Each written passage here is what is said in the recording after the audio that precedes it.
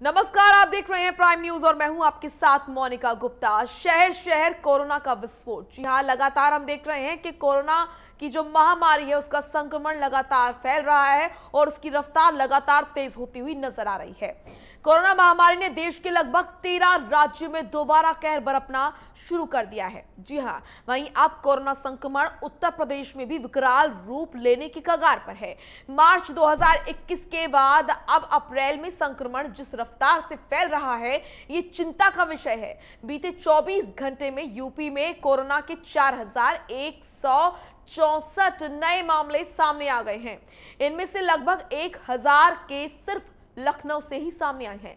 सरकारी आंकड़े के अनुसार पिछले 24 घंटे में प्रदेश में 31 मरीजों की मौत भी हो गई है। तो प्रदेश में लगातार कोरोना के जो केसेस हैं वो बढ़ रहे हैं। 24 घंटे में कोरोना के 4164 मरीज मिले हैं। लखनऊ से ही आ रहे हैं अधिकतर केस और साथ ही लगातार प्राइम न्यूज फील्ड पर उतर रहा है, लोगों को जागरूक कर रहा है और लगातार हम भी आपसे अपील कर रहे हैं कि मास्क लगाएं, सैनिटाइजर का इस्तेमाल करें और सोशल डिस्टेंसिंग का पालन आप लोग जरूर करें। वैक्सीन आने के बाद आप लोग यानी कि आम जनता की तरफ से लगातार लापरवाही बरती जा रही है, जो कि सही नहीं है और इसी का नतीजा है कि आज जो स्थिति बनी हुई है वो लापरवाही की वजह से ही बनी है। नतीजतन आगे और भी स्थिति जो है वो खराब हो सकती है। इसीलिए अगर स्थिति को हमें स्थिर करना है और यहीं पर इस संक्रमण को रोकना है तो हमें सावधान रहना होगा, सतर्क रहना होगा और इसके लिए जरूरी है कि हम स्वच्छता बरतें, स्वच्छ और स्वस्थ रहें, क्योंकि प्राइम न्यूज ने ठाना है लोगों को जागरूक कराना है। लगातार प्राइम न्यूज आपसे ये अपील कर रहा है कि आप मास्क लगाएं, सोशल डिस्टेंसिंग का पालन करें और अपने घर वालों का और अपनों का ख्याल रखें।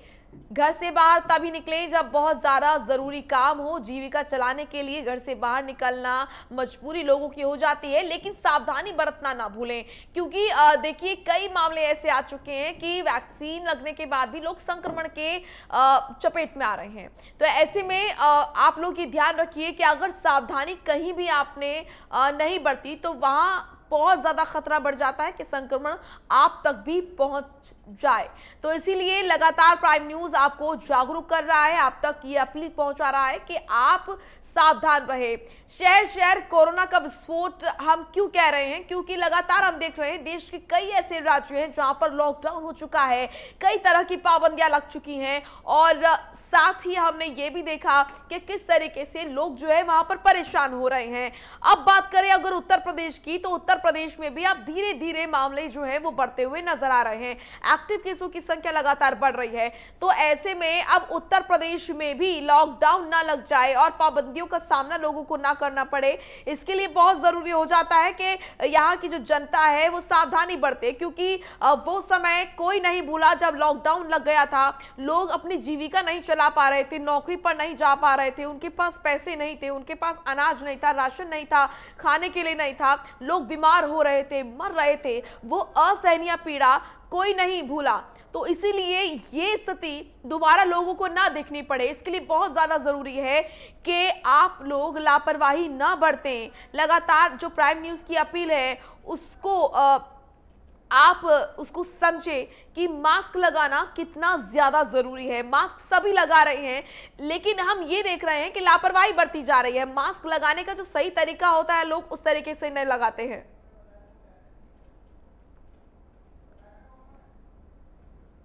तो उत्तर प्रदेश में हमारे रिपोर्टर्स अलग अलग जगह से हमारे साथ जुड़ रहे हैं। नंदन हमारे साथ जुड़े हैं लखनऊ से। नंदन, सबसे पहले मैं आपके पास आऊंगी कि वहां पर क्या कुछ स्थिति है। लखनऊ में ये माना जा रहा है कि अधिकतर जो केसेस है वो लखनऊ से ही सामने आ रहे हैं।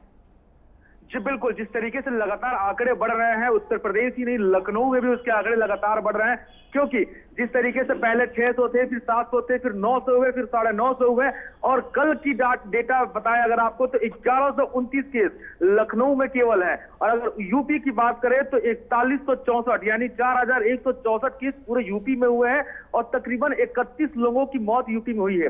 तो कहीं ना कहीं ये भयावह आंकड़ा जो उत्तर प्रदेश में देखने को मिल रहा है, ये कोरोना का कहर ही है, जो इस तरीके से देखने को मिल रहा है। और हर जगह जिस तरीके से लोग पालन नहीं कर रहे, सोशल डिस्टेंसिंग नहीं कर रहे हैं, सैनिटाइजेशन नहीं कर रहे, मास्क नहीं पहन रहे हैं और मास्क गैदरिंग कर रहे हैं। राजधानी लखनऊ के ये हालात है, वहां पर सारी चीजें हैं, कई तरह के उपकरण हैं, अच्छे हॉस्पिटल्स हैं। जब राजधानी की ये हालात है तो अन्य जिलों के क्या हालात होंगे?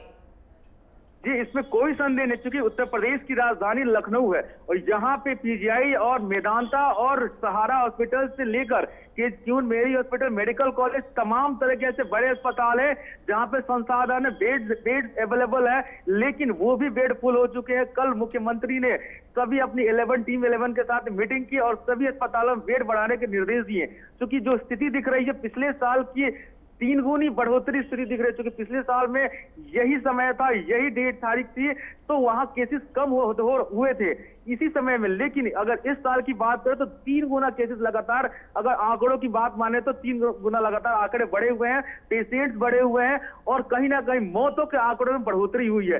तो ये काफी दर्दनाक भयावह स्थिति उत्तर प्रदेश ही नहीं पूरे भारतवर्ष के लिए है, क्योंकि कोरोना ने एक बार फिर से अपना प्रकोप दिखाया है और प्रकोप के साथ साथ उत्तर प्रदेश वासियों को आगाह भी कर रहा है कि अगर आप नहीं सुधरेंगे, अगर सरकार कोविड-19 का पालन नहीं करवाती है, सैनिटाइजेशन और मास्क गैदरिंग और मास्क नहीं पहनते हैं लोग, तो कहीं ना कहीं इससे भयावह स्थिति देखने को मिलेगी। और हो सकता है कि जिस तरीके से महाराष्ट्र और दूसरे राज्यों ने लॉकडाउन कर रखा है, एक बार फिर उत्तर प्रदेश में वो लॉकडाउन की स्थिति बन सकती है। जी बिल्कुल नंदन, आऊंगी आपके पास, हमारे साथ लगातार जुड़े हुए हैं अलग अलग जिलों से हमारे सहयोगी, उनसे जानेंगे कि किस तरीके से कहां पर क्या कुछ हालात। सबसे पहले अब मानवेंद्र आपके पास आऊंगी। हमने देखा जब लॉकडाउन लगा और जो कोरोना ने हमारे देश में दस्तक दी, तो आगरा भी एक ऐसा जिला रहा जहां पर बहुत तेजी से संक्रमण फैला, क्योंकि बाहर देशों से यहां पर ताजमहल का दीदार करने लोग आते थे विदेशों से। तो ऐसे में हमने देखा कि बहुत ज्यादा जो संक्रमण है वो फैल रहा था आगरा में। अभी की क्या कुछ स्थिति है, क्योंकि एक बार फिर कोरोना ने अपनी रफ्तार पकड़ी है, तो क्या हम माने आगरा में स्थिति अभी स्थिर है या फिर केसेस देखने को मिल रहे हैं नए नए? मोनिका, आपको बता दूं, बिल्कुल सही बात कही आपने। आगरा ही वो पहला शहर था जहां पे कोरोना का सबसे पहला पेशेंट उत्तर प्रदेश में मिला था जी। लेकिन आज की अगर स्थिति की बात की जाए तो पिछले 3 दिनों के अंदर जैसे 175 केसेस आए हैं, तो पिछले 24 घंटे में 58 केस आगरा में आए हैं, तो कहीं ना कहीं 25 मिनट का एक एवरेज आ रहा है कि हर 25 मिनट में ताजमहल आगरा में एक कोरोना संक्रमित मिल रहा है। और इसका सबसे बड़ा कारण है आम लोगों की लापरवाही। आम लोग इस समय इतनी सचेत नहीं हुए हैं। हालांकि प्रशासन द्वारा कई गाइडलाइन जारी कर दी गई हैं। अगर दुकान पर 45 वर्ष के ऊपर व्यक्ति है तो उसका वैक्सीनेशन अनिवार्य कर दिया गया है। वहीं अगर मास्क लगा के अगर कोई दुकानदार बैठे हुए हैं तो उनकी दुकान पर चलने तक के निर्देश जारी कर दिए गए हैं। उसके बावजूद जो आम लोग हैं वो अभी मास्क लगा के नहीं रह रहे हैं, तो उनका पालन नहीं कर रहे हैं और हालात इस तरह बिगड़ते जा रहे हैं कि अस्पतालों में भी जो बेड है उनकी संख्या कम होती जा रही है। ऐसे में कहीं ना कहीं प्रशासन को अब सख्ती बरतनी पड़ेगी, तभी शायद आम जनता को इस बात का एहसास होगा कि कोरोना कितनी भयंकर बीमारी है, जिससे अगर वो लोग पीड़ित हुए तो कहीं ना कहीं बच पाना मुश्किल होगा। मोनिका बिल्कुल। और मानवेंद्र, जो मैं देख रही हूँ, जैसा कि आपने बताया कि लोग जो हैं वो सचेत नहीं हैं, जागरूकता की कमी नहीं है, क्योंकि मानवेंद्र आप भी जानते हैं कि लगातार दिशा निर्देश जारी किए जा रहे हैं, पुलिस चप्पे चप्पे पर खड़ी है, लोग अगर मास्क नहीं पहन रहे तो उन्हें पकड़ रहे हैं, उनकी चालान काट रहे हैं। क्या हम ये माने कि क्योंकि अब सख्ताई नहीं बरती जा रही है, पहले जिस तरीके की पाबंदियां थी, पहले मॉल्स बंद थे, स्कूल बंद थे और सड़कों पर निकलना बंद था, अब वो तमाम चीजें जो हैं वहां पर रियायतें दी गई हैं, तो लोगों में कहीं ना कहीं अब ये चीजें हो गई हैं कि अब तो खुली छूट है ही और अब वैक्सीन भी आ गई है, तो अब किस तरीके का डर? अब तो कोई डर रह ही नहीं गया है लोगों के अंदर, जागरूकता की कमी नहीं है। अब ये है कि लोग लापरवाही बरतते हैं क्योंकि यहाँ पर सख्ताई उनके लिए नहीं बरती जा रही, तो सख्ताई की कमी है। एक बार फिर से सख्ताई बरतने की जरूरत है। सबसे बड़ा जो कारण है इसका बाहर निकलने का रोजगार है। सबसे बड़ा कोरोना काल में सबसे बड़ा असर पड़ा वो इकोनॉमिक स्थिति पर, सबसे ज्यादा लोगों की आर्थिक स्थिति पर सबसे ज्यादा पड़ता हुआ नजर आया। जो मजदूर वर्ग था उसको पैसे की परेशानी हुई, उसने शहर को चालू कर दी, लेकिन जो आम आदमी का जो जिनकी दुकानें थी, जो व्यापार कर रहे थे, वो लोग इससे परेशान है। जो उन लोगों को मजबूरी में अपने काम के लिए रोजगार के बाहर निकलना पड़ता है, क्योंकि चाहे कोई भी खर्च है वो खर्चे कम नहीं हो रहे, तो ऐसे में वो लोगों की मजबूरी है जाना। लेकिन हालांकि लापरवाही बरतते जरूर नजर आ रहे हैं, मास्क नहीं लगाते हैं, सैनिटाइजर का प्रयोग नहीं कर रहे हैं, सोशल डिस्टेंसिंग का पालन नहीं कर रहे हैं। खासकर आम जनता को इसलिए जागरूक होना पड़ेगा। प्रशासन द्वारा लगातार कवायद की जा रही है, पुलिस द्वारा लगातार अभियान चालू कर दिया गया है, कल शाम से बिना मास्क के लोगों के चालान किए जा रहे हैं। तो ऐसे में कहीं ना कहीं प्रशासन को ही सख्त होना पड़ेगा। तो जिस तरह से पिछले लॉकडाउन प्रशासन सख्त था तो आम आदमी भी थोड़ा संभल के रहता था, उसको डर होता था कि मेरा चालान नहीं कर जाए कहीं। जी। उस समय कोरोना के साथ साथ उसको कहीं ना कहीं अपनी आर्थिक स्रोत का भी था। तो ये एक बार डर ये दोबारा से पैदा करना पड़ेगा, तभी से कोरोना से लगाम लग सके।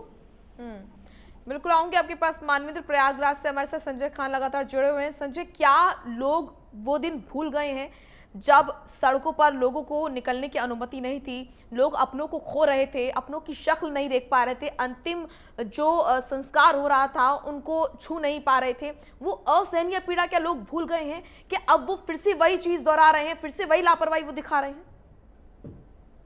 जी बिल्कुल मोनिका जी, जिस तरीके से इस साल भर पहले 2020 के अंदर ये हालात बने थे, ये मंजर देखने को मिला था, कोरोना का संक्रमण जो था इतनी तेज फैला था, लोगों के अंदर वो भयानक स्थितियां देखने को मिली थी, इतनी तकलीफें झेलने को मिली थी, तो वो छूट मिलने के बाद एक बार फिर प्रयागराज के अंदर जो कोरोना संक्रमण तेजी से फैल रहा तो उसको लोग लापरवाही के तरीके बरत रहे हैं। लेकिन यहाँ पर प्रशासन अलर्ट तो है, लेकिन सख्ती के साथ, अभी पूर्ण रूप से सख्ती के साथ प्रशासन उस पर नहीं एक्टिव हो पा रहा है। इस सिटी में, शहर में तो देखा जा रहा है कि प्रशासन अलर्ट है, लेकिन देहात क्षेत्रों में अगर देखा जाए, ग्रामीण एरिया में, तो वहां पर लोगों की लापरवाहियां देखने को मिल रही है।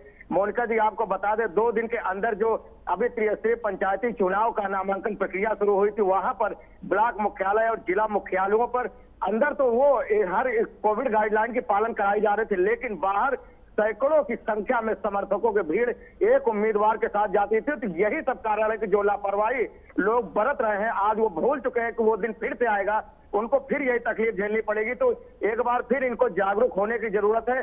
कोविड गाइडलाइन का पालन करना जरूरी है। सरकार कितने भी कोविड गाइडलाइन जारी कर दे, प्रशासन चाहे जितना एक्टिव रहे, लेकिन हमें आपको भी चाहिए, जितने भी पब्लिक है उसको भी चाहिए कि हम उसका पालन करें, हैंड सैनिटाइजर का प्रयोग करें, कोविड गाइडलाइन के पालन करें, नियमों का पालन करें, मास्क लगाएं, सोशल डिस्टेंसिंग का पालन करें। लेकिन यहाँ पर देखा जा रहा है कि सोशल डिस्टेंसिंग की इतनी धज्जियां उड़ाई गई, इतने समर्थकों की भीड़ देखने को मिली कि आज प्रयागराज के अंदर होने के बाद आपको बता दें, लगभग हफ्ते भर के जो आंकड़े हैं मोनिका जी, प्रतिदिन 2-3 मौतों का जो आंकड़ा है वो आम बात होती चली जा रही। जहां पर प्रतिदिन आंकड़ों की बात करी जाए, कोरोना पॉजिटिव संक्रमण मरीजों की संख्या तो 100-150 से ज्यादा, मतलब 230, 222, 245, यहाँ तक 296 के बाद 475 कल की डेट में कोरोना संक्रमण मरीज मिले हैं। और आइसोलेशन जो है वो भी होम आइसोलेट है, डिस्चार्ज होने की संख्या कम हो रही है। तो ऐसे में प्रयागराज की जो स्थिति है लखनऊ के बाद वो दूसरे नंबर पर देखने को मिल रही है। तो यहाँ एक बार फिर प्रशासन को चाहिए कि वही शक्ति बरते, उसी तरीके से लोगों को फिर से प्रेरित करे कि जो डर है उनको ये स्थिति प्रयागराज के अंदर न आए, नहीं तो वो दिन दूर नहीं कि जो भयानक मंजर पहले था वही एक बार फिर देखने को मिलेगा। बिल्कुल, स्थिति लगातार चिंताजनक होती हुई नजर आ रही है और प्राइम न्यूज पर लगातार दर्शक देख रहे हैं बड़ी कवरेज। उत्तर प्रदेश के अलग अलग जिलों से हमारे रिपोर्टर्स जुड़े हैं और बता रहे हैं कि क्या कुछ स्थिति, क्या कुछ हालात। आशीष हमारे सहयोगी जुड़े हुए हैं कानपुर से। आशीष, कानपुर की क्या कुछ स्थिति, क्या कुछ ताजा आंकड़े बता रहे हैं? जी मोनिका, मैं बता दूं, जैसा पिछला लॉकडाउन गया था वो आदमी को अब सोचने की जरूरत है। जो आर्थिक रूप से, मानसिक रूप से, शारीरिक रूप से टूट गया था, जो खड़ा हो रहा था आदमी, अब फिर से ये कोरोना काल ने कमर तोड़ दी। कानपुर में भी वही स्थिति है, 230 संक्रमित मरीज पाए गए। सबसे बड़ी बात है, पिछला 24 जो घंटा गया है उसमें 4 मौतें हो गई हैं। शाम 5 बजे सीएमओ की रिपोर्ट थी 1 मौत थी, रात को 12 बजे होते होते 4 मौतें हो गई। सबसे बड़ी चुनौती है मौतों का आंकड़ा उनको नीचे करना। 0 मौतें थी, लगातार 1, 2, 3 मौतें और 4 मौतें कल 24 घंटे में हुई है। ओपीडी हाईलाइट की प्रशासन अलर्ट मोड पे है। ओपीडी हाईलाइट जो इस मंडल का सबसे बड़ा सरकारी हॉस्पिटल है, हाईलाइट की ओपीडी आज से बंद हो जाएंगी। लास्ट टाइम है, आज ओपीडी खुलेंगी, ऑपरेशन होंगे। कल से पूर्णतः ओपीडी बंद कर दी जाएगी हाईलाइट की। बाकी जो मरीज हैं उनको शिफ्ट किया जा रहा है काशीराम में। पुलिस प्रशासन अलर्ट मोड पे है। सबसे बड़ी बात है उनका, मैं बता दूं, जो लापरवाही है, अभी तक लापरवाही का आलम, जो टाइम न्यूज लगातार ये भी जागरूकता अभियान भी चला रहा है, जागरूक भी कर रहा है कि कोरोना प्रोटोकॉल का पालन करें। और दूसरा ये, अपनी बारी आने पर वैक्सीन भी लगाएं। अभी 1.5 लाख से ज्यादा, 1.5 लाख के करीब डोज दी गई है वैक्सीन की कानपुर में, जिसमें मैं बता दूं उनका 9600 वैक्सीन लोगों के ना आने पे खराब हो गई है। इस तरह से मतलब जागरूकता है। बिल्कुल, लापरवाही का आलम यह है कि जो व्यवस्था सरकार द्वारा की जा रही है वैक्सीन की, उसका भी लाभ नहीं उठाया जा रहा है और वैक्सीन जो है वो खराब हो रही है। ये लापरवाही की इंतहा है और यहाँ पर घोर लापरवाही आम जनता की तरफ से बरती जा रही है, जिसका नतीजा हम देख रहे हैं आशीष कि कहीं ना कहीं स्थिति जो है वो भयानक हो रही है धीरे धीरे। जी बिल्कुल, उत्तर प्रदेश में आप चाहे ले लें, आज प्रयागराज ले लें, लखनऊ तो टॉप पे है, कानपुर आप ले लो, धीरे धीरे कोरोना ऐसा बढ़ रहा है, प्रशासन बिल्कुल अलर्ट मोड पे है। जो मौतों का आंकड़ा मैं बता दूं, उनका 17 सितंबर 2020 सबसे ज्यादा 97,000 के आसपास कोरोना संक्रमित आए थे जब कोरोना आया हुआ था। उसके बाद सबसे बड़ा आंकड़ा है, पीछे 1 लाख छू चुका है 24 घंटों में। ये भयंकर लापरवाही है जो कहीं ना कहीं आप आदमी को सोचना पड़ेगा कि भारत को भी पीछे ले जाएगी, अपने शरीर के साथ, अपने परिवार के साथ भी वो अनदेखी कर रहे हैं। ये लापरवाही आने वाले टाइम में अगर लॉकडाउन गया तो इंडिया के लिए स्थिति और उत्तर प्रदेश के लिए, आपके जिले के लिए स्थितियां सही नहीं होंगी। जी मोनिका। बिल्कुल मानवेंद्र, आपके पास आऊंगी। आगरा में जिस तरीके से स्थिति बनी हुई है, लगातार आप भी बता रहे कि जो आंकड़े हैं वो लगातार बढ़ रहे हैं, ताज़ा आंकड़े जो हैं वो भयानक हैं, चिंताजनक है। ऐसे में प्रशासन की तरफ से अब क्या कुछ तैयारियां की जा रही हैं? क्योंकि जाहिर सी बात है कि दिशा निर्देश जारी किए गए होंगे, गाइडलाइंस यहाँ पर जारी की गई होंगी, तो किस तरीके की क्या कुछ तैयारियां प्रशासन की तरफ से अब देखने को मिल रही है? क्योंकि जाहिर सी बात है कि बिना सख्ताई के लोग भी नहीं मानेंगे, ये साफ हो चुका है। आपको बताऊं तो मोनिका, इस समय प्रशासन के सामने दो चुनौतियां हैं। एक तो जिला पंचायत चुनाव को बिल्कुल सबसे निपटाना, और दूसरी तरफ ये जो कोरोना का बढ़ता हुआ संक्रमण है, ये दोनों चीजों को अलग अलग तरीके से किस तरीके से मैनेज किया जाए, इसको लेकर प्रशासन की जद्दोजहद जुटा हुआ है। सबसे ज्यादा आपको बता दूं, जिस तरीके से कल देर रात उत्तर प्रदेश सरकार द्वारा गाइडलाइन जारी की गई है कि अगर कोई एक कोविड पेशेंट आता है तो उसके लिए वहाँ पे बैरिकेडिंग कर दी जाएगी, लंबे कदम तक उसे दूसरी को अंदर जाने नहीं दिया जाएगा। तो सबसे पहले आज प्रशासन इसी बात पे पूरा जुटा हुआ है कि किस तरीके से पूरा किया जाए। पहले 18 अगर घर को 18 दिन के लिए अगर कुछ घरों को बैन कर दिया, प्रतिबंधित किया जाएगा, वहाँ के रास्ते रोक दिए जाएंगे, तो कैसे उनके लिए खाने पीने के सामान की आपूर्ति होगी, वहाँ पे कैसे बाकी सुविधाएं प्रदान की जाएंगी, इन सब चीजों को लेकर एक बार दोबारा से अलर्ट मोड पर प्रशासन आ गया है। साथ ही आपको बताना चाहूंगा कि लगातार बढ़ती कोविड पीड़ितों की संख्या अब प्रशासन की चिंता का सबब बनती जा रही है, क्योंकि जो ऐसे मेडिकल कॉलेज के अंदर इंतजाम किए थे वो भी अब पूरे होते हुए नजर नहीं आ रहे हैं। सबसे परेशानी वाली बात इसमें ये आ रही है कि जो ये वेरिएंट इस वक्त कोरोना का सामने आया है, इसमें सबसे ज्यादा वेंटिलेटर के पेशेंट हैं, तो वेंटिलेटर की संख्या में कमी होना तो कहीं ना कहीं ऐसे प्रशासन के लिए और आगरा जिला प्रशासन के लिए परेशानी का सबब बनता चला जा रहा है। सबसे बड़ा आगरा में लगातार पर्यटकों का आना, ताजमहल देखने के लिए पर्यटक आते हैं, उनकी सुविधा और सुरक्षा भी एकदम बड़े मायने पे रखती है प्रशासन के लिए। तो बिल्कुल मानवेंद्र, मैं यही आपसे पूछना चाह रही थी, क्योंकि बड़ी संख्या में लोग आते हैं ताजमहल का दीदार करने, तो उसको लेकर हवाई अड्डों पर और क्या कहते हैं बस स्टैंड पर और तमाम वो जगह, तमाम वो सीमाएं जहां से जो यात्री हैं वो आ रहे हैं, जो लोग हैं वो अन्य राज्यों से आ रहे हैं, वहां पर किस तरह की सख्ताई बरती जा रही है? क्या वहां पर जो इंतजाम किए गए हैं वो काफी नजर आ रहे हैं संक्रमण को रोकने के लिए? आपको बता दूं मोनिका, भी जब कोरोना का लॉकडाउन लगा था या बाकी कोरोना का संक्रमण चलता रहा, उस दौरान सबसे बड़ा जो काम था पुलिस के हाथ में था। लेकिन पुलिस के पास इस समय दो काम एक तरह से बहुत मजबूती से जुटे हुए हैं, जिसमें कि उनको चुनाव के लिए जो नामांकन किए जा रहे हैं वहाँ भी पुलिस कर्मियों की ड्यूटी ज्यादा होने के कारण अब पुलिसकर्मी जो ऐसी जगह है वहाँ पर अपना ध्यान नहीं दे पा रहे हैं। तो ऐसे में कहीं ना कहीं अगर बस अड्डों की बात की जाए तो वहाँ पे खुले हम लोग घूमते हुए नजर आ रहे हैं, भीड़ नजर आती है, बिना मास्क की नजर आती है, तो कहीं ना कहीं कोरोना संक्रमण को लेकर अभी ये लोग सचेत नहीं है। बात की जाए अगर मंडी की, जहाँ सब्जी मंडी के लिए लोग जाते हैं वहाँ पर दिन अगर आप देखेंगे तो पूरा भीड़ लग जाती है, लेकिन मास्क को चिंता नहीं करता। साथ ही आपको बताना चाहूंगा, पर्यटकों को लेकर जो इंतजाम किए गए हैं वो पिछले 2 दिन से कहीं ना कहीं नाकाफी साबित हो रहे हैं। पहले पर्यटकों के लिए वहाँ पर एक टीम लगाई गई थी स्थल पर, ताकि अगर कोई आता है तो उसको बिना टेंशन के अंदर नहीं करने दिया जाएगा। लेकिन आज की डेट में वहाँ पे भी जो लगातार संक्रमण होने के कारण उनको अलग अलग जगहों पर अपॉइंट किया गया है। कोरोना संक्रमण काल में जो डॉक्टर काम कर रहे हैं तो उनकी ड्यूटी चुनाव में लगा दी गई है। तो ऐसे में कहीं ना कहीं परेशानी का सबब कि चुनाव जो पंचायत चुनाव है वो भी कोरोना को लेकर बनता चला जा रहा है। तो आपको बताना चाहूंगा कि लगातार प्रशासनिक अधिकारी बैठक कर रहे हैं, लगातार जो स्वास्थ्य विभाग के अधिकारी बैठक कर रहे हैं, लेकिन नतीजा सामने निकलता हुआ नहीं आ रहा है, क्योंकि जनता जागरूक नहीं है। और ऐसे में लगातार कोरोना पेशेंट के जो मामले बढ़ते चले जा रहे हैं। हर 25 मिनट के अंदर आगरा में कोरोना पेशेंट में आ रहा है। मोनिका, बिल्कुल बने रहिए आप हमारे साथ। मानवेंद्र नंदन, आपके पास आऊंगी। जिस तरीके से आपने बताया कि लखनऊ जो है सबसे ज्यादा जो मामले हैं वो लखनऊ से आ रहे हैं, तो ऐसे में प्रशासन की तरफ से क्या खास तैयारियां की गई हैं कि इस संक्रमण को रोका जा सके? लोग क्योंकि जागरूक तो हैं लेकिन लापरवाही फिर भी जानबूझकर बरत रहे हैं, तो लोगों को समझाने के लिए क्या कुछ अब चीजें यहाँ पर क्या किस तरीके के क्या कुछ फॉर्मेट तैयार किया गया है? क्योंकि जाहिर सी बात है कि अब लापरवाही बरती जा रही है और ये मेरे हिसाब से तो बर्दाश्त नहीं करनी चाहिए। बिल्कुल मोनिका, क्योंकि अगर देखा जाए लखनऊ को तो उत्तर प्रदेश में सबसे अधिक, मतलब कि उत्तर प्रदेश में जितने केसेस नहीं उसके 3 गुना केसेस लखनऊ में है। और कहीं ना कहीं ये सबसे बड़ा सवाल निशान खड़ा करता है उत्तर प्रदेश प्रशासन के लिए, लखनऊ प्रशासन के लिए। क्यों? क्योंकि उनकी जो लापरवाही है, आम जनमानस तो लापरवाही कर रही, मॉल्स खुले हैं, वहां गैदरिंग हो रही है, जो पब खुले हैं, बार खुले हैं और कई रेस्टोरेंट्स ऐसे खुले हैं जहां पे कोविड-19 का पालन नहीं किया जा रहा है। तो कहीं ना कहीं मैं साफ तौर पे इस पे कहना चाहूंगा कि जो लखनऊ पुलिस प्रशासन है और जो डीएम प्रशासन है, ये कहें नंदन के जिस तकलीफ से आम जनता गुजर रही थी उस तकलीफ को कम करने के लिए सरकार ने यहाँ पर रियायत दी थी, लेकिन अब कहीं ना कहीं वो जो छूट दी गई थी उसका नाजायज फायदा उठाया जा रहा है। अब बड़ी संख्या में लोग इकट्ठा हो रहे हैं, पब जो है खुल गए हैं, तो अब वहां पर गैदरिंग हो रही है, बड़ी संख्या में लोग इकट्ठा हो रहे हैं, उनको देखने वाला कोई नहीं है। अब नाजायज फायदा जो है उठाया जा रहा है इस छूट का।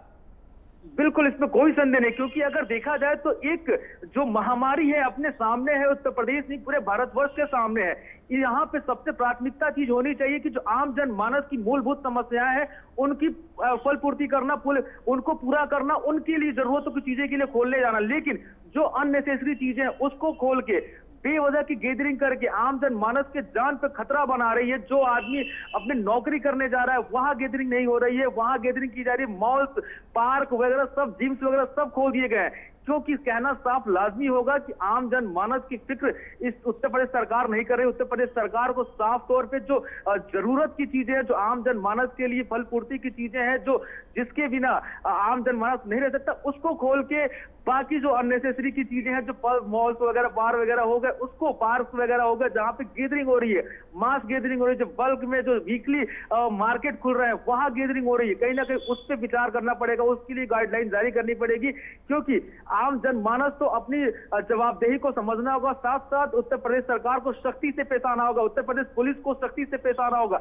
अभी जाकर के इस कोरोना जैसी महामारी से राहत मिल पाएगा, निजात मिल पाएगा। अन्यथा जिस तरीके से पिछले साल आपने देखा तो खाने के लाले पड़े थे, लोग आम जनमानस घरों में दुब के बैठे थे, सड़क पर निकलने के लिए तरस रहे थे, नौकरियां चली गई थी कितनों की, जो अपने पलायन करके अपने गांव चले गए थे, बेरोजगारी सह नहीं पा रहे थे, आत्महत्या कर रहे थे। तो कहीं ना कहीं वो स्थिति, वो मंजर दोबारा से ना आए, इसके लिए उत्तर प्रदेश सरकार को सोचना पड़ेगा, उत्तर प्रदेश पुलिस को इसके लिए विचार करना पड़ेगा, सख्ती से पेश आना पड़ेगा और आम जनमानस को भी अपनी जवाबदेही तय करनी पड़ेगी। उनको भी इन कोरोना गाइडलाइंस का पालन करना पड़ेगा, मास्क लगाना पड़ेगा, सोशल डिस्टेंसिंग करना पड़ेगा, मास गैदरिंग करने से बचना पड़ेगा। तो कहीं ना कहीं साफ तौर पे दोनों को अपनी अपनी जवाबदेही, अपने अपने जो कर्तव्य है उसको निभाने पड़ेंगे, तब जाके कोरोना जैसी महामारी से आदमी दूर और निजात मिल पाएगा। जी मोनिका। बिल्कुल नंदन, यहाँ पर बहुत जरूरी है कि सख्ताई बरती जाए। संजय, आपके पास आऊंगी। प्रयागराज में जिस तरीके से आपने बताया कि घोर लापरवाही आम जनता की तरफ से बरती जा रही है, ऐसे में क्या माना जाए, क्या यहाँ पर कहीं ना कहीं प्रशासन की भी ढिलाई सामने आई है कि अगर रियायत दी गई है, छूट अगर आम जनता को दी गई है, तो अगर उसका नाजायज फायदा उठाया जा रहा है तो वो इसलिए भी तो उठाया जा रहा है कि उनको देखने वाला कोई नहीं है, उन पर नकेल कसने वाला कोई नहीं है। जी बिल्कुल मोनिका जी, जिस तरीके से रियायत दी गई है प्रशासन की तरफ से, तो प्रशासन की कुछ लापरवाही भी यहाँ सामने आ रही है। ऐसे में देखा जा रहा है कुछ लोगों के अंदर ये है मन में कि कोरोना जैसी बीमारी है ही नहीं, वो अभी भी इससे बेखौफ है। कुछ लोगों के अंदर जो है तो उनके साथ में रह करके वो भी वही लापरवाही बरत रहे। लेकिन प्रशासन को यहाँ चाहिए कि उस पर एक्टिव हो। जो ढिलाई की थी, जो छोड़ दिया गया था मॉल वगैरह में, पब वगैरह में या जिम वगैरह में, वहां पर भी कड़ाई से पालन हो। जिस तरीके से प्रशासन अलर्ट है तो वहां पर अलर्ट होना चाहिए, उनके पास जांच होनी चाहिए। अगर इस तरीके से वहां कोविड गाइडलाइन के पालन नहीं कराई जा रही है, गैदरिंग हो रही, तो कहीं ना कहीं जो बाहर से लोग आ रहे हैं या कुछ लोग ऐसे जो संक्रमित है, उनको खांसी जुकाम है, वो नहीं समझ पा रहे कि वो कोरोना संक्रमित है, तो एक दूसरे को फैला रहे हैं, जिसकी वजह से यहाँ पर तेजी के साथ रफ्तार पकड़ रहे हैं, सैकड़ों की संख्या में प्रतिदिन बढ़ रहे हैं। तो जो आम पब्लिक है वो भी एक परेशानी से जूझ रही है, उनको भी न सरकार की तरफ से नजर दिया जा रहा है, न प्रशासन की तरफ से।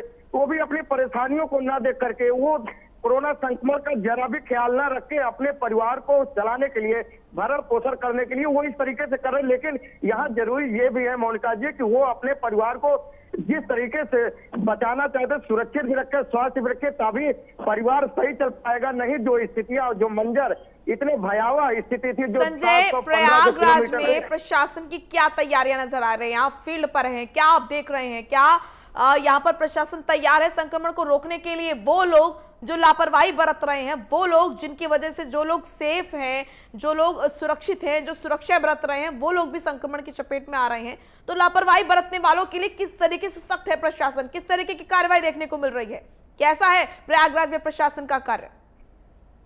जी बिल्कुल मोनिका जी, प्रशासन यहाँ जिलाधिकारी भानुचंद्र गोस्वामी ने अपनी गाइडलाइन जारी कर दी।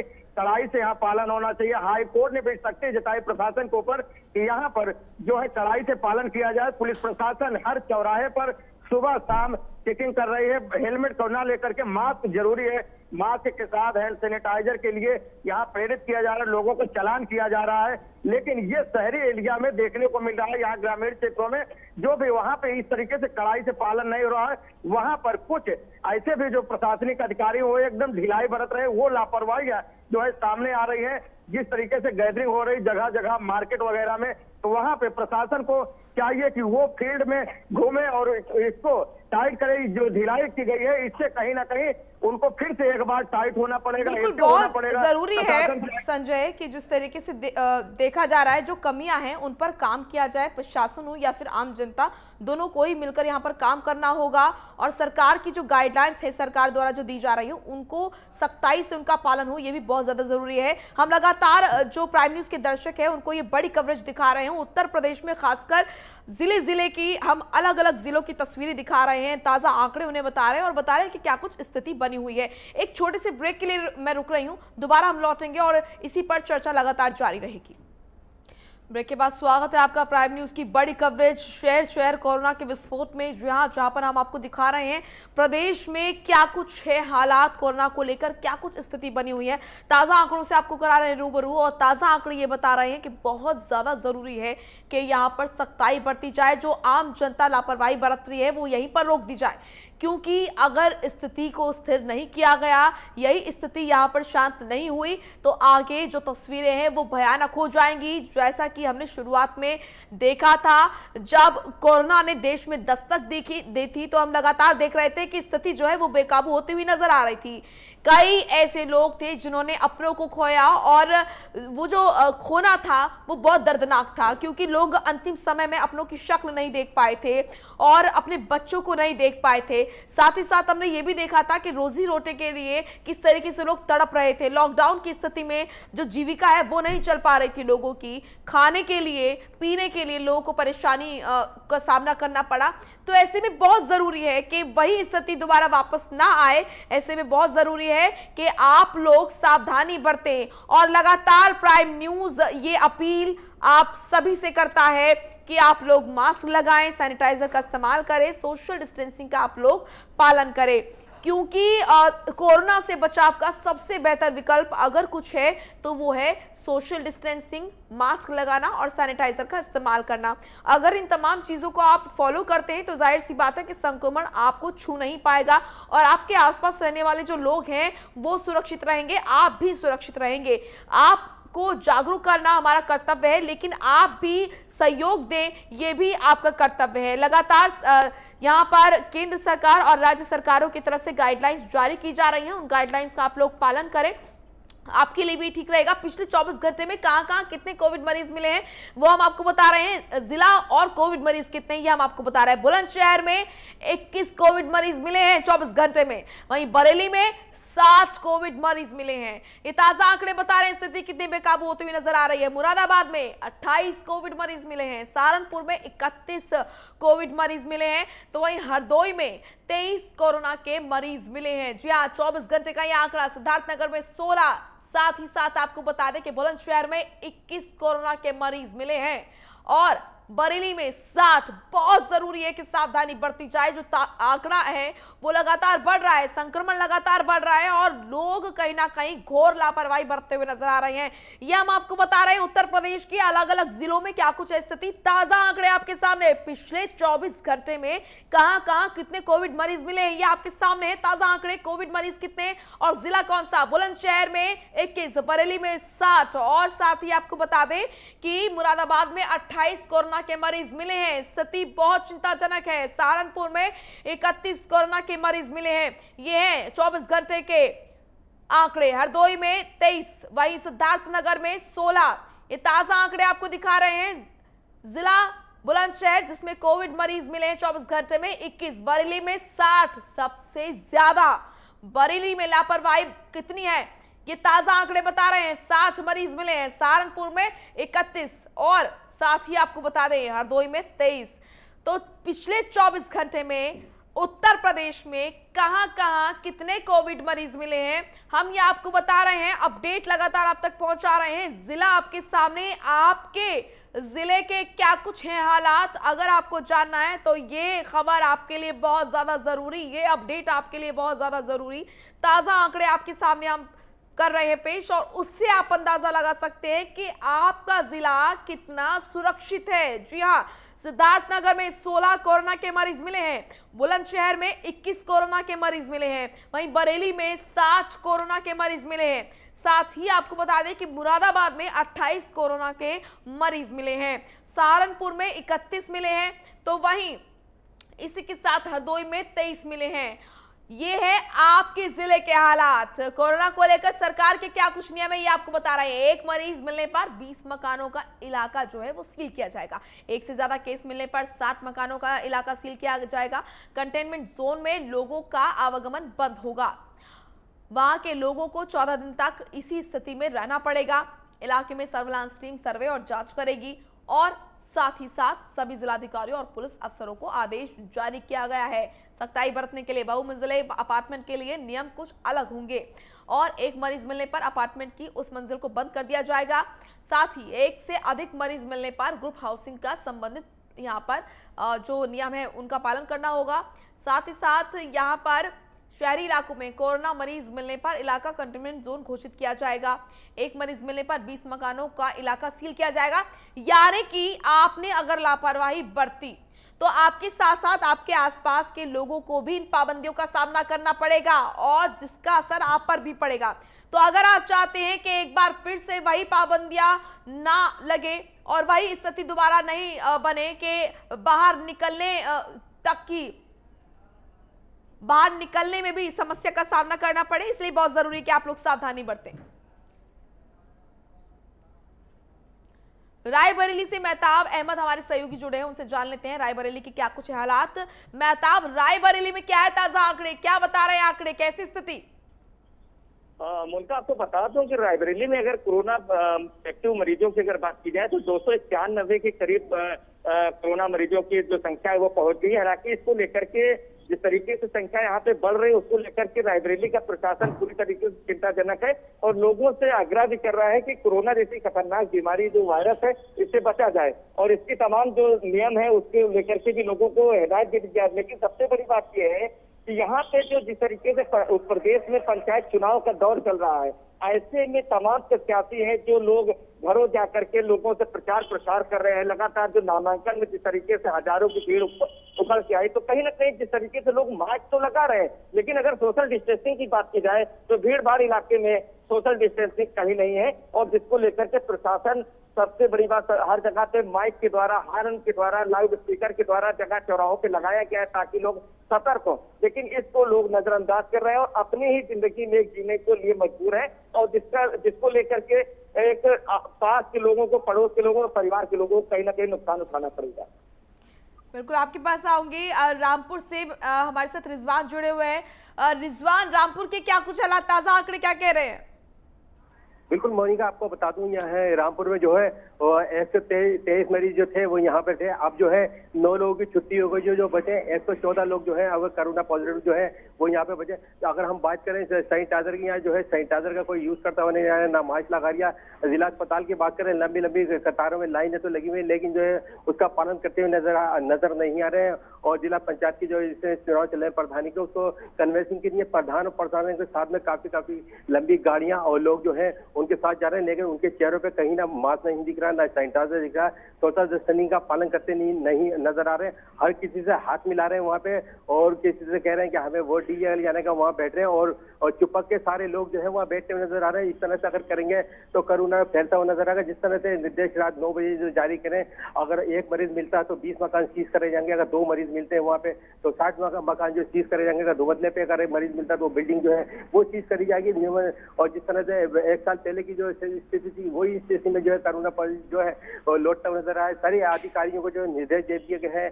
और बात करें जिलाधिकारी और कप्तान, उनको पूरे को दे दिए गए हैं सख्ती से जो है उस तरह का पालन कराया जाए और ताकि आवाजाही जो है उसकी बंद करी जाए। अगर मरीज में का निकलता है और लोग बाल करते हैं मॉलों की और मार्केटों की, तो लगातार जो है वहाँ पे ना तो सैनिटाइजर दिख रहा है और ना मास्क दिख रहा है, ना सोशल डिस्टेंसिंग का पालन करते हुए नजर आ रहे हैं। एक दूसरे जो है वो चुपकते हुए नजर आ रहे हैं। इस तरह से अगर कोरोना फैल के अगर एक भी संक्रमण हो गया तो उसके बाद जो दिक्कत काफी नजर आएगी। जी मोनिका। बिल्कुल रिजवान, कहीं ना कहीं आप बता रहे हैं कि बहुत ज्यादा लापरवाही बरती जा रही है आम जनता की तरफ से, तो किस तरीके से यहाँ पर प्रशासन तैयार है उन पर कार्रवाई करने के लिए? क्या यहाँ पर प्रशासन की सख्ताई देखने को मिल रही है? क्योंकि रिजवान ये भी देखने को मिल गया कि लोग जागरूक तो हैं लेकिन यहाँ पर लापरवाही जानबूझ के बरत रहे हैं।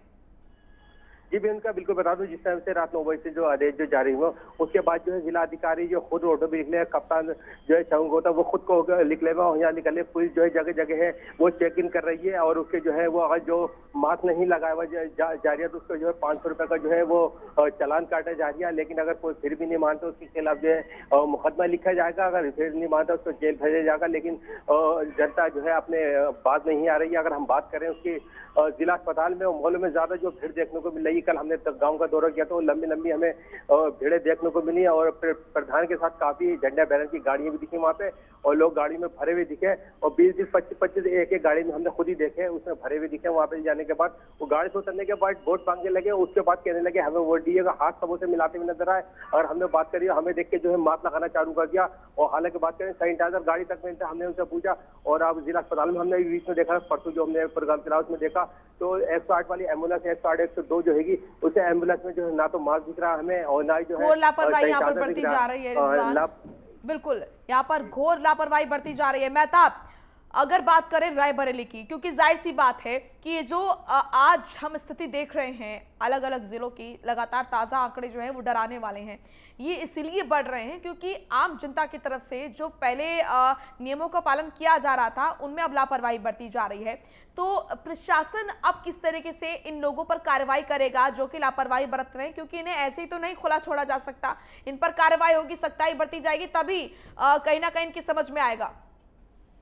बिल्कुल ममता, अगर आपको बता दूं कि जिस तरीके से एक साल पहले अगर जिस तरीके से समूचे भारत में लॉकडाउन लागू किया गया था उसके बाद से जिस तरीके से प्रशासन ने लोगों के कड़ा रुख अख्तियार किया था, जो लोग नहीं मान रहे थे उनके खिलाफ मुकदमा लिखा गया था, उसके बाद कुछ लोगों को जेल भी भेजा गया था, पाबंद किया गया था। लेकिन जिस तरीके से ढिलाई बरती गई तो लोगों ने ये समझा कि कोरोना जो है चला गया। लेकिन जिस तरीके से कोरोना जैसी बीमारी ने वापसी किया है तो कहीं ना कहीं तमाम लोगों को अपने जद मिला। जिस तरीके से रायबरेली में अगर देखा जाए तो मरीजों की संख्या लगातार बढ़ती जा रही है, इसमें कई मौतें भी हो चुकी है, जिसको लेकर कि अगर अब जनता की बात की जाए तो जनता बेफिक्र नजर आ रही है। चुनाव का दौर चल रहा है, जिस तरीके से रायबरेली में नामांकन के दौर में हजारों लाखों लोग दिखाई पड़े तो कहीं ना कहीं और वहां पे पूरी तरीके से प्रशासन भी मौजूद रहा। तो प्रशासन का सीधा सा ये तरीका था कि लोग मास्क लगा करके अंदर आए, लेकिन एक चीज की ये प्रशासन नाकामयाब रहा कि लोग सोशल डिस्टेंसिंग में आए। लेकिन सोशल डिस्टेंसिंग नाम की कहीं भी चीज नहीं, क्योंकि जिस तरीके से बीमारी को कहा गया है कि एक दूसरे के छूने से बढ़ता है तो लोग वहां पे हाथ मिलाते भी नजर आए हैं, लोग वोट मांगते भी नजर आए हैं, लोग प्रदर्शन करते हुए भी नजर आए। यहाँ तक कि तमाम वीडियोज में बाइक रैली हो या गांव में जाकर के चौपाल लगाना, पंचायत, तो कहीं ना कहीं ये सब चीजें प्रशासन की निगाहों के सामने हो रहा है। लेकिन प्रशासन है कि केवल एक खाना पूर्ति करता नजर आ रहा है और ये जो बीमारी है लगातार बढ़ती चल जाए। जिस तरीके से रायबरेली में 291 मरीज है तो कहीं ना कहीं ये 2 दिन में 400-500 या हजारों में आंकड़े में जा सकता है। क्योंकि अब देखना ये होगा कि 15 अप्रैल तक जिस तरीके से पहले चरण का चुनाव यहाँ पर समाप्त होगा तब रायबरेली की कंडीशन कोरोना मरीजों को लेकर क्या होगी ये समय बताएगा। लेकिन अगर अभी भी प्रशासन ने इसके कड़ा रुख अख्तियार नहीं किया तो आने वाले जो कंडीशन होगा रायबरेली के वो भयानक होगा। बिल्कुल आऊंगे आपके पास मेहताब, हमारे साथ मानवेंद्र भी जुड़े हुए हैं आगरा से लगातार। मानवेंद्र, क्या आगरा में भी देखने को मिल रहा है, जैसे कि हमारे कई सहयोगियों ने बताया कि उनके यहाँ पर वैक्सीन को लेकर अभी भी लोगों के अंदर भ्रम है, लोग वैक्सीन लेने के लिए नहीं पहुंच रहे हैं, जिसकी वजह से वैक्सीन जो है वो एक्सपायरी डेट हो गई है, वैक्सीन खराब हो गई है।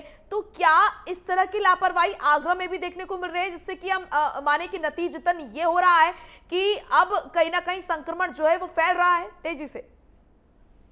मोनिका आपको बता दूं कि मोनिका अगर वैक्सीन को लेकर बात की जाए तो फ्रंटलाइन वैरियर जो भी डॉक्टर्स हैं, कंपाउंडर्स हैं, नर्सेज हैं, वो तक लोग अपनी जो वैक्सीन की डोज थी वो लगवाने नहीं पहुंचे हैं। ऐसे में कहीं ना कहीं ये चिंता का विषय है कि अगर जो फ्रंटलाइन वैरियर है वही अगर अपने को वैक्सीन नहीं लगाएंगे तो आम जनता को कैसे जागरूक कर पाएंगे। और लगातार आगरा में 3 या 4 मौत ऐसी हो चुकी है जो पहले वैक्सीन लगवा के आए थे, तो ऐसे में लोगों के दिल में ध्यान ही बैठ गया है कि वैक्सीन लगवाने के बाद क्या उसका कोई नुकसान भी हो सकता है। तो कहीं ना कहीं जनता के बीच में भय की स्थिति पैदा है। साथ ही साथ जिस तरह के सेंटर रखे गए हैं, अभी 45 ईयर्स की एज के ऊपर के लोगों को वैक्सीन लगाने का इधर निर्देश जारी हुआ, से नीचे के नहीं है। और इस समय जो कोरोना संक्रमित सबसे ज्यादा आ रहे हैं वो कहीं ना कहीं युवा आ रहे हैं, जो एज ग्रुप है वो लगभग 20 से लेकर 40 साल की उम्र के बीच का है, जो कोरोना संक्रमित सबसे ज्यादा सामने आ रहे हैं। ऐसे में प्रशासन में हालांकि लगातार लोगों को जागरूक करने के लिए योजनाएं बना रहा है, लगातार प्रचार किया जा रहा है, लेकिन अभी भी लोग वैक्सीन को लेकर जागरूक नहीं है। मोनिका बिल्कुल आऊंगे आपके पास मानवेंद्र हमारे साथ रामपुर से, रिजवान भी लगातार जुड़े हुए। रिजवान, कोरोना को लेकर जो सरकार के नियम हैं, ये नियम फिर से उसी तरीके से जैसे कि शुरुआत में हमने देखा था कि जिस तरह की जो पाबंदियां थी वो कहीं ना कहीं लगाई जा रही थी, तो उससे ये साफ हो गया है कि वो लोग जो लापरवाही बरत रहे हैं उनकी वजह से अन्य लोगों को भी यहाँ पर पाबंदियों का सामना करना पड़ सकता है, क्योंकि उनके पूरे इलाके को सील किया जाएगा। तो क्या इन लोगों के ऊपर सख्त कार्रवाई नहीं होनी चाहिए जो कि लापरवाही बरत रहे हैं? रामपुर में अगर बात की जाए खास तौर पर, तो प्रशासन किस तरीके से सख्त नजर आ रहा है इन लोगों से निपटने के लिए जो कि इस तरह की लापरवाही बरतते हैं, जिससे कि संक्रमण जो है वो फैल रहा है? जी मोनिका बिल्कुल पता, आप जिस व्यक्ति से बात कर रहे। चलिए रिजवान, आपके पास आएंगे दोबारा, आपसे संपर्क नहीं हो पा रहा है। फिलहाल हमारे साथ मेहताब लगातार जुड़े हुए रायबरेली से। मेहताब, जैसा कि मैंने मानवेंद्र से भी पूछा, वैक्सीन को लेकर कहीं ना कहीं एक भ्रम जो लोगों में है वो अभी बना हुआ है, और इसीलिए बड़ी संख्या में लोग जो है वो अस्पताल नहीं पहुंच रहे हैं वैक्सीन को लगवाने के लिए, और जो वैक्सीन है वो खराब हो रही है इस वजह से। तो क्या ये माना जाए कि ये भी एक बड़ी वजह है कि संक्रमण जो है वो फैल रहा है? क्योंकि अगर ज्यादा से ज्यादा लोग वैक्सीनेट होते हैं तो जो संक्रमण का खतरा है वो कम हो जाता है फिर। बिल्कुल मुमकिन, जिस तरीके से रायबरेली की अगर वैक्सीन की बात की जाए तो वैक्सीन यहाँ पर रायबरेली के जिलाधिकारी और पुलिस अधीक्षक का भी पूरी तरीके से आदेश आ गया है कि 45 से 60 वर्ष के लोग जाकर के पीएससी और जिला अस्पताल में जाकर के वो फ्री ऑफ कॉस्ट जाकर के अपने टीकाकरण करवा सकते हैं। लेकिन बहुत ऐसे लोग हैं जो डर के मारे वहां पर नहीं पहुंच रहे हैं और खास करके इस वैक्सीन को लगवाने से परहेज कर रहे हैं। क्योंकि सबसे बड़ी बात यह कि सरकार जिस तरीके से कह रही है कि इस वैक्सीन पूरी तरीके से सुरक्षित और इस वैक्सीन को लगवाते ही कोरोना जैसी बीमारी से आपको निजात मिल जाएगी, लेकिन ऐसा रायबरेली में देखने को नहीं मिला। और बहुत सी ऐसी वैक्सीन है क्योंकि जिस तरीके से सीएससी और पीएससी में लगातार या जिला अस्पताल में लगातार अभियान चलाया जा रहा है, तो वहां पर कुछ ना कुछ जो टारगेट होते हैं कितने लोगों को वैक्सीन लगाई जाएगी, उनमें से काफी लोग छूट जाते हैं जिनको आगे के लिए तारीख दे दी जाती है कि आप इस समय आकर के कोरोना की वैक्सीन लगवा सकते हैं, लेकिन फिर भी वो स्थान रिक्त रहता है। मैं यहाँ पे सीएससी में खड़ा हूँ, ये उपचार की स्थिति आप देख सकते हैं, यहाँ पे मरीजों की भी भीड़ हुई, लेकिन अगर यहाँ पे अगर बात की जाए तो सोशल डिस्टेंसिंग भी आपको नजर नहीं आएगी। भले ही मरीजों के या बीमारदारों के चेहरे पे मास्क नजर आ रहा हो, लेकिन अगर सोशल डिस्टेंसिंग तो सबसे बड़ी यहाँ पे पाबंदी की बात कही, क्योंकि ये शरीर के टकराने से या छूने से ये बीमारी फैलती है। यहाँ पे बहुत ही अमूमन लोग इस चीज का एहतियात बरत रहे हैं, बाकी अगर देखा जाए तो कोई भी एहतियात बरतने को तैयार नहीं है। दिखाने के लिए मास्क लगा लेते क्योंकि यहाँ पे अस्पताल में बिना मास्क के एंट्री। और सबसे बड़ी बात यह है यहाँ पे जो डॉक्टर्स हैं उनका ये कहना है जब तक आप कोरोना की जांच नहीं कराएंगे हम आपको नहीं देखेंगे। तो पहले यहाँ पे कोरोना की जांच कराई जाती है, उसके बाद मरीजों को देखा जाता है। तो सबसे बड़ी बात है कि मरीज जो यहाँ पे पहुंच रहे हैं तो वो तो उस चीज को फॉलो कर रहे हैं, लेकिन अगर सही देखा जाए तो बाहर जाने के बाद में वो अपनी एक मस्त जिंदगी जीने को मजबूर है। वो ये मानते हैं कोरोना नाम की कोई बीमारी नहीं है, लेकिन इससे जिस तरीके से रायबरेली हो या पूरे देश में जिस तरीके से लगातार मरीज बढ़ रहे हैं तो ये एक भयानक स्थिति की ओर हम लोग बढ़ रहे हैं और इसको लोगों को एहतियात बरतने की जरूरत है, बहुत ज्यादा जरूरत है। विजय श्रीवास्तव हमारे साथ बदायूं से जुड़े हैं। विजय, बदायूं के क्या कुछ हालात है, क्या कुछ ताजा आंकड़े? मोनिका बता दूं आपको कि बदायूं में भी लगातार कोरोना पेशेंट जो हैं वो बढ़ रहे हैं और इस बीमारी से लगातार खतरनाक निर्णय भी सामने आ रहे हैं। जैसे कि मैं बात करूं 42 से ज्यादा केसेस बदायूं में अब तक मिल चुके हैं और वहीं कोविड पॉजिटिव एक्टिव केस की अगर मैं बात करूं तो 145 से ज्यादा कोविड एक्टिव केस बदायूं में है। वहीं डीएम दीपा रंजन ने निर्देश किया है स्वास्थ्य विभाग के लिए कि L1, L2, L3 हॉस्पिटल्स को पूरी तरीके से एक्टिवेट मोड में रखा जाए। वहीं जितने भी मेडिकल है उनके लिए भी, मेडिकल स्टाफ के लिए भी सैनिटाइजर और तमाम जो गाइडलाइन है कोविड को लेकर उसको निर्देशित किया गया है। भाई एक चीज मैं आपको बता दूं, यहाँ पर जिस तरीके से प्राइवेट स्टैंड की बात करूँ, रोडवेज बस स्टैंड की बात करूँ और रेलवे स्टेशन की अगर मैं बात करूँ तो यहाँ पर लगातार थर्मल स्क्रीनिंग और टेस्टिंग की व्यवस्था यहाँ की गई है। वहीं आदेश किए गए हैं डीएम दीपा रंजन की तरफ से कि किसी भी हाल में वैक्सीनेशन को बढ़ाया जाए। जिस तरीके से लगातार उत्तर प्रदेश में केस बढ़ रहे हैं तो कहीं ना कहीं अगर इस पर लगाम नहीं लगाई गई और लोगों को जागरूक अगर नहीं किया गया और लोग खुद ब खुद जागरूक नहीं हुए तो भयानक स्थिति उनका हो सकती है उत्तर प्रदेश के अंदर। जिस तरीके से लगातार उत्तर प्रदेश की योगी सरकार लगातार गाइडलाइन जारी कर रही है और लोगों को जागरूक करने की अपील कर रही है कि कोरोना से बचाव के लिए सबसे पहले हमें जागरूक होना जरूरी है। जब हम अपने आप घर से निकालेंगे पूरी तरीके से सेफ निकले तो कहीं ना कहीं इन तमाम चीजों को लोगों को असर दिखाई जरूर दे रहा है, लेकिन जिस तरीके से असर दिखाई देना चाहिए उस तरीके से अब तक इसकी दिखाई नहीं दे रही क्योंकि लोग जागरूक अभी भी नहीं है उनका। बिल्कुल, तो लगातार जो स्थिति है वो भयानक होती हुई नजर आ रही है। और विजय, अगर हम बात करें, क्योंकि जैसे कि आपने बताया कि बदायूं में जो लोग हैं वो लापरवाही बरत रहे हैं, इनको रोकने के लिए प्रशासन किस तरीके से सख्त नजर आ रहा है, क्या कुछ तैयार है प्रशासन की?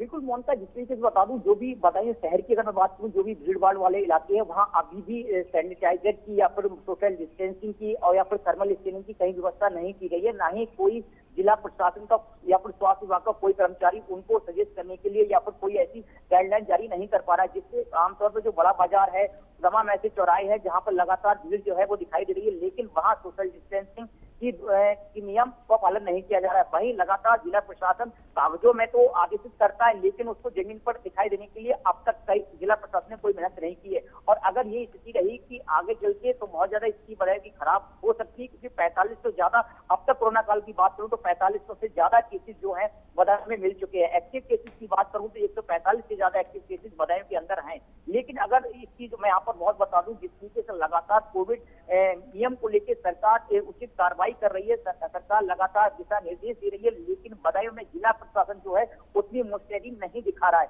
इसी की वजह यह है कि लगातार कोविड पेशेंट बदायूं में बढ़ रहे हैं। जिस तरीके से लगातार कहा जा रहा था कि कोविड के चेकिंग की जाएगी, तमाम थर्मल स्क्रीनिंग होगी, जगह जगह पर रैंडम चेकिंग भी की जाएगी, चेकअप किए जाएंगे, लेकिन अभी तक ऐसी कोई स्थिति बदायूं के अंदर दिखाई नहीं दी है, जिससे अंदाजा लगा सकते हैं कि जिस तरीके से प्रदेश सरकार लगातार आदेशित कर रही है, बदायूं में इसकी स्थिति दिखाई नहीं दे रही है उनका। बिल्कुल, तो लगातार हम दर्शकों को दिखा रहे हैं उत्तर प्रदेश के अलग अलग जिलों में कोरोना की क्या कुछ स्थिति बनी हुई है, उनके जिले में क्या कुछ स्थिति हमारे रिपोर्टर्स दिखा रहे हैं ग्राउंड जीरो पर, क्या कुछ है आंकड़े ताजा और किस तरीके से प्रशासन की तरफ से सख्ताई बरती जा रही है। रिजवान, आपके पास आऊंगी। रिजवान, क्योंकि यहाँ पर अब समझ में आ गया है कि सख्ताई बरतने की अब जरूरत है, जिस तरीके से पहले बरती जा रही थी जब कोरोना ने एंटर किया था देश में, क्या उसी तरह की पाबंदियां अब लागू होंगी तभी लोगों के समझ में आएगा?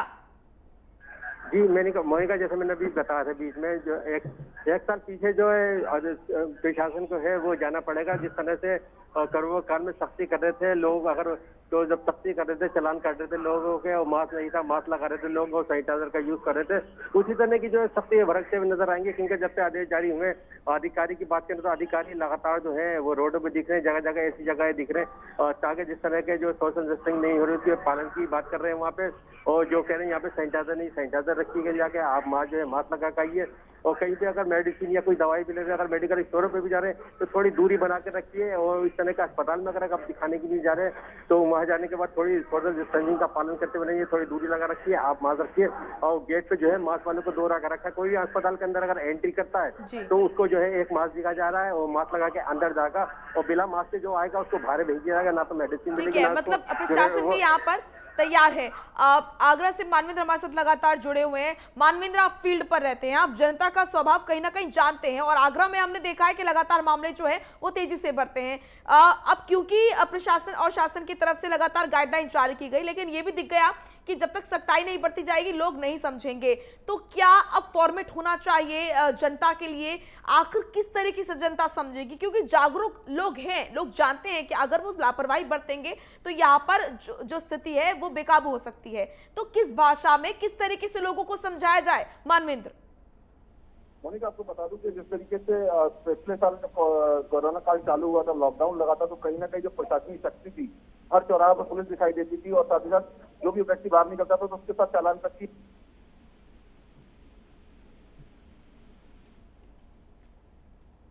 मानवेंद्र, आपकी आवाज हम तक नहीं पहुंच रही है, आपसे हम जुड़ेंगे। विजय लगातार हमारे साथ जुड़े हुए हैं बदायूं से। विजय, जैसा कि आपने बताया कि यहाँ पर जिस तरीके की जो स्थिति है उसको लेकर बहुत जरूरी हो जाता है कि आम जनता भी कहीं ना कहीं सहयोग करे। तो क्या हम माने कि अन्य जिलों के मुताबिक बदायूं में कहीं ना कहीं स्थिति जो है वो स्थिर है, और अगर इस स्थिति को और भी काबू में कर लिया गया तो यहाँ पर जो हालात है वो सामान्य हो जाएंगे? उनका सबसे बड़ी वह बात मैं यहाँ पर आपको बता दूं कि जिस तरीके से प्रदेश की योगी सरकार लगातार एक अपील कर रही है लोगों के जागरूक बनने के लिए, और ये हम भी जानते हैं, आप भी जानते हैं, तमाम लोग जानते हैं कि कोरोना से सिर्फ एक ही बचाव है कि अपने आप को जागरूक करना। और प्राइम न्यूज भी लगातार लोगों से अपील कर रहा है कि जागरूक बने और कोरोना से बचें। इसी क्रम में जब तक लोग जागरूक नहीं होंगे तब तक कोरोना से निजात नहीं मिल सकती। सबसे बड़ी जिम्मेदारी हर एक शख्स को निभानी पड़ेगी कोरोना से बचने के लिए। लेकिन विजय, ये भी साफ हो गया है कि लोग जागरूक हैं, लोग जानते हैं कि वो लापरवाही बरत रहे हैं और इसका जो नतीजा है वो आगे जाकर बहुत ही ज्यादा विकराल रूप लेगा। लोगों की तरफ से लापरवाही बरती जा रही है, यहाँ पर जागरूकता की कमी नहीं है विजय, यहाँ पर कमी है सख्ताई की। प्रशासन की तरफ से जो ढिलाई बरती गई है, जो प्रशासन की तरफ से रियायतें दी गई हैं, उनको कहीं ना कहीं फिर से सख्ताई बरतनी होगी, तभी जो आम जनता है वो समझेगी और तभी जो स्थिति है उसको काबू में लाया जा सकता है। आप सभी का बहुत बहुत शुक्रिया। आपने प्रदेश में अलग अलग जिलों की तस्वीरें हमारे सामने रखी और आपने लोगों को बताया, दर्शकों को बताया कि उनकी जिले की क्या कुछ है स्थिति। एक छोटे से फिलहाल एक बड़ी खबर आ रही है, एक बड़ी खबर आ रही है छत्तीसगढ़ से। इस बीच गृह मंत्री अमित शाह यहाँ पर जगदलपुर पहुंचे हैं। बीजापुर मुठभेड़ के शहीदों को उन्होंने श्रद्धांजलि दी है। बीजापुर में नक्सली हमले में शहीद हुए थे 22 जवान। छत्तीसगढ़ के सीएम भूपेश बघेल भी उनके साथ मौजूद रहे इस दौरान। तो ये बड़ी और अहम जानकारी अब तक पहुंचा रहे हैं। आपको बता दें कि छत्तीसगढ़ के सीएम भूपेश बघेल के साथ गृह मंत्री अमित शाह ने शहीद जवानों को श्रद्धांजलि दी। गृह मंत्री अमित शाह जगदलपुर पहुंचे और बीजापुर मुठभेड़ के शहीदों को उन्होंने श्रद्धांजलि दी। आपको बता दें कि बीजापुर में नक्सली हमले में शहीद हुए थे 22 जवान और छत्तीसगढ़ के सीएम भूपेश बघेल भी इस दौरान मौजूद रहे। गृह मंत्री अमित शाह ने 22 शहीद जवानों को श्रद्धांजलि दी।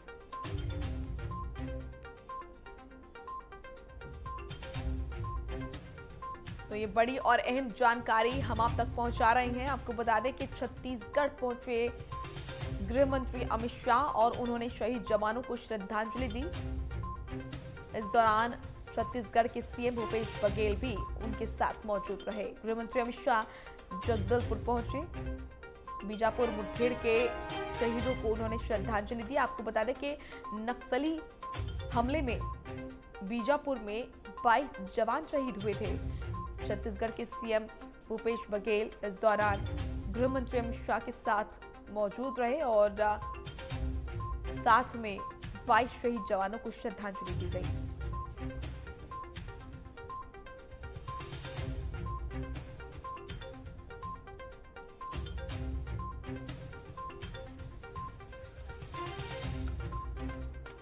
तो ये बड़ी और अहम जानकारी हम आप तक पहुंचा रहे हैं छत्तीसगढ़ से, जहां पर गृह मंत्री अमित शाह जगदलपुर पहुंचे और बीजापुर मुठभेड़ के शहीदों को उन्होंने श्रद्धांजलि दी। बीजापुर में नक्सली हमले में शहीद हुए थे 22 जवान। इस दौरान उनके साथ छत्तीसगढ़ के सीएम भूपेश बघेल भी मौजूद रहे।